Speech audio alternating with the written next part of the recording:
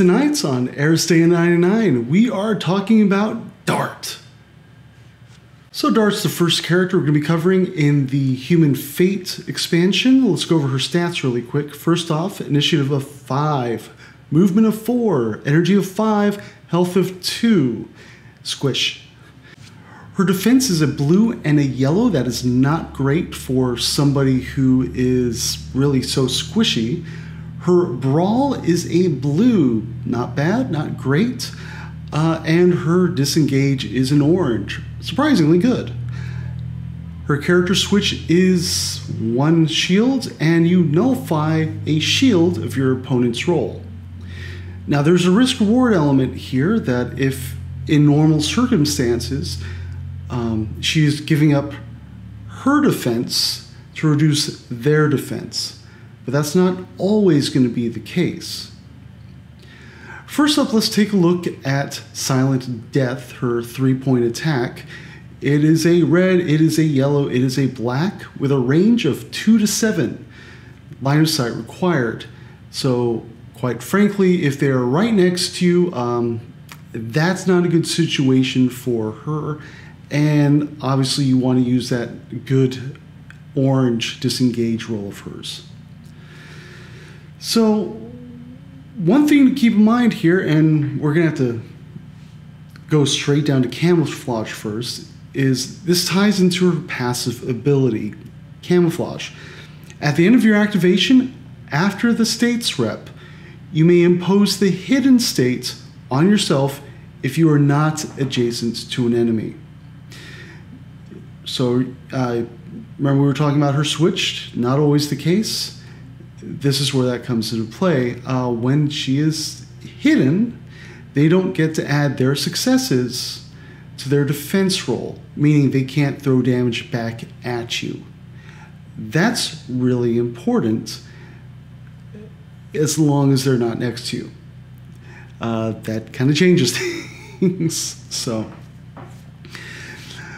but this ties into Silent Death because if she is hidden, she gets to add an orange to her roll if the target doesn't have line of sight on you. If you're hidden and they're more than one away, they don't have line of sight. If they don't have line of sight, you get an orange. So it's a red, orange, yellow, black.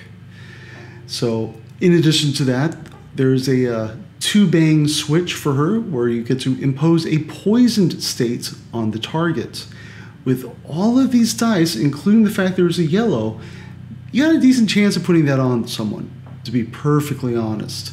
I would still maybe add an extra orange, yellow if that's important to you, but just getting that on there is very nice, especially for high defense characters such as, say, Maximus, who, yeah, they can probably soak up all the damage you put on them, but the poison, well, they just have to take it. Really. Next up is a 2-point green ability called Dendro Nanoids. It's 2 yellows, range 0 to 5. Remove a state token on the target to inflict 1 damage on them. Now, this can be used offensively, obviously, if they have a focus token, if they have a positive initiative, they got anything they like. You can go up, ding them with this, and cause them damage while removing the token. So they lose the goodie, and they get hurt. But you'll notice it's range 0 to 5. Now, line of sight is required for this. This is possibly the ugliest states removal in the game if you're using it to remove states. So for instance, if Dart, and I've had this happen to me, is dazzled or immobilized or something like that, you spend 2, you inflict a damage on yourself, which for her is huge. But you clear that state and you can go back around operating. Likewise, if you have other characters that have states on them that you really want to get rid of, whether it's, say, negative movements, negative energy, just any number of things, this is a way you can do it. It's not highly recommended, but you can do it. It does give her an interesting utility in that regard. And of course, camouflage her passive. Camouflage is what makes her, one, a sniper, and a pretty good one at that. But it also makes her kind of an offhand scoring character. If she's hidden, you can't target her at range. She can move around and just go around the outskirts, and she's going to be safe from a fair number of things. Now, she's not safe from melee characters, but at the same time, you don't have to necessarily worry about Major Lunah, or don't have to worry about Wild Bill, characters like that, like you would. Likewise, if they can't get line of sight, Hannibal's Point Man doesn't come into play. These are all kind of nice things. So, next up is her tactics. We're going to start with Bactrotoxin. That sounds like something you get from a can of really old Spam. During the action step of one of your character's activations, substitute all poison tokens on your enemies for twice as many wound tokens. So Dart can put out poison. This is great. If you happen to have, I don't know, Bachman, who can hand out poison, that's fantastic. There's a lot of potential here, provided you can get the poison out. Certainly, if you have, say, Hammerhead generating poison, and then you have Bachman, he can whip it out. You got Dart here. There are ways to get it out, and certainly with Dart herself, if she can get just one poison on, that's 2 health.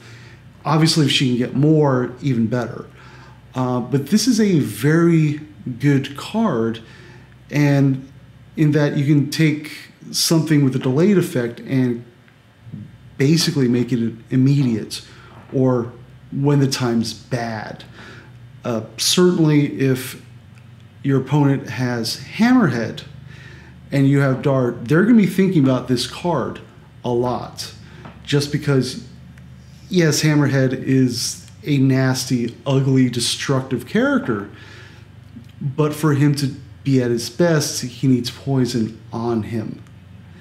So, now it is countered by the fact it has to be during your turn, not theirs.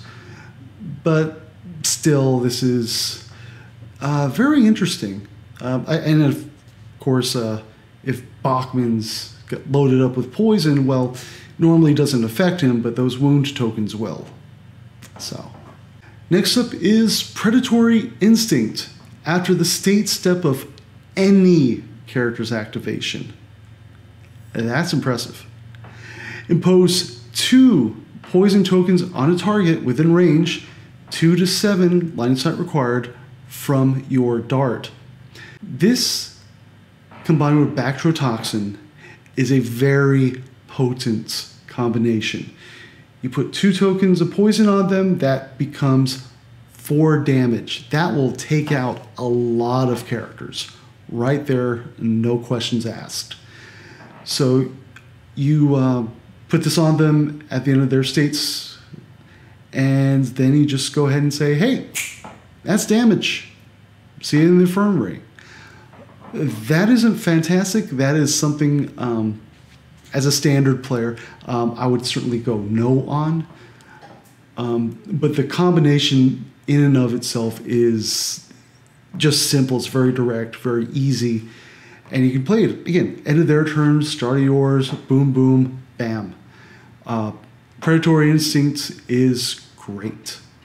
Next up, we're going to go with Ambush. At the beginning of the action step of Dart's activation, so this is actually one of hers only, impose a dazzled state on yourself. All of a sudden, the sniper can't see. This sounds dumb. We'll wait for the next part. Your rival cannot target you with their actions, attacks, switches, and tactics until the end of the round. Now, as I understand it, however, if something is not targeted, so Cosmo and Supernova, or Padre Mendoza when he just sets everything around on fire. That should still work. But generally speaking, pretty much everyone else has got direct, I need a target for this, I need a target for that. If you're in the scoring zone and you're afraid Dart's going to get killed, which is a very real possibility, you play ambush. That's possibly the best thing you can do right there. It is in a way sort of a no for almost everything. And again, it's to the end of the round. So that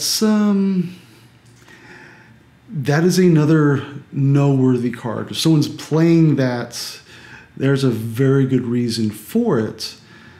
And it could just be that, they're getting positioned for the next round.